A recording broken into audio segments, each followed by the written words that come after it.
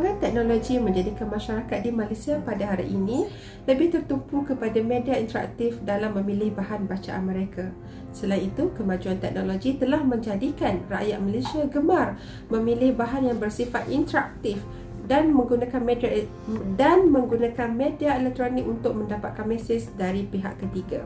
Justru itu, dunia kesusastraan Melayu di Malaysia tidak mahu ketinggalan untuk menggunakan teknologi sebagai media untuk menyampaikan mesej-mesej penting yang ada dalam teks sastra kepada masyarakat. Dalam proses pembangunan dan reka bentuk, kami menggunakan dua enjin untuk generatif AI, iaitu Google Gemini dan juga Google AI Studio.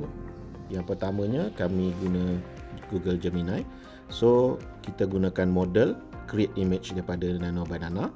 Kemudian kita bagi prompt untuk hasilkan teks tersebut, iaitu kat sini saya ada satu prompt. Okey, bagi menghasilkan tema anak dan ayah yang sedang berbual tentang sumbang mahram ataupun pergaulan, saya menggunakan prompt, can you create a comic panel of a scene where a girl named Sarah just came back from school and enters her house while saying Assalamualaikum ibu dan ayah.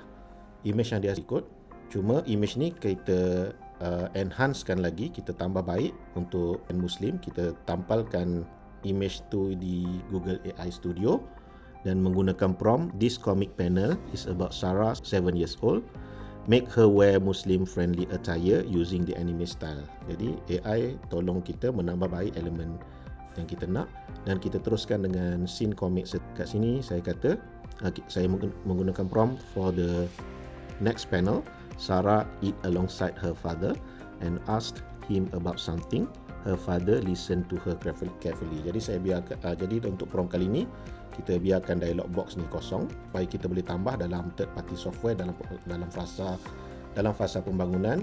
Kita masukkan logo komik dan juga 4 ataupun 5 panel komik yang ada kat sini, dan kita masukkan juga teks yang ada di dalam AI kita kekalkan, tetapi bubble dialog yang kosong kita tambahkan, okey, di aplikasi Adobe Photoshop, dan hasilnya kita hasilkan dua komik yang berasaskan artificial intelligence dalam tema penjagaan pergaulan, penjagaan aurat dan juga sumbang mahram. Dengan adanya bidang AI di Malaysia dapat mendekatkan lagi bidang kesusastraan Melayu di Malaysia kepada masyarakat dan juga khalayak umum. Penyelidikan ini juga membantu masyarakat untuk memahami mesej dan nilai yang ingin disampaikan oleh penulis dengan lebih mendalam melalui adaptasi berasaskan AI yang membantu menunjukkan visual, idea dan emosi secara lebih jelas dan berkesan.